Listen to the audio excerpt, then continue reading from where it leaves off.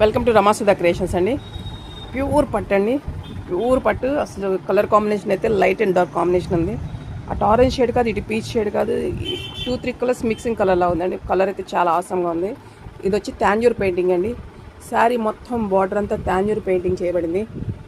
చూడండి,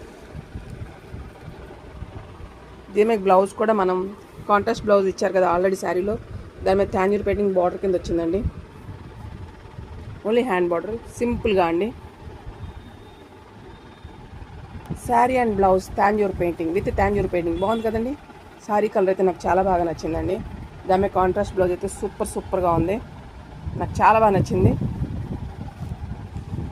బాగుంది కదండి.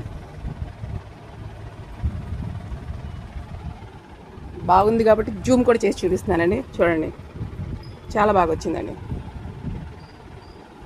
థ్యాంక్స్ అండి. Keep watching.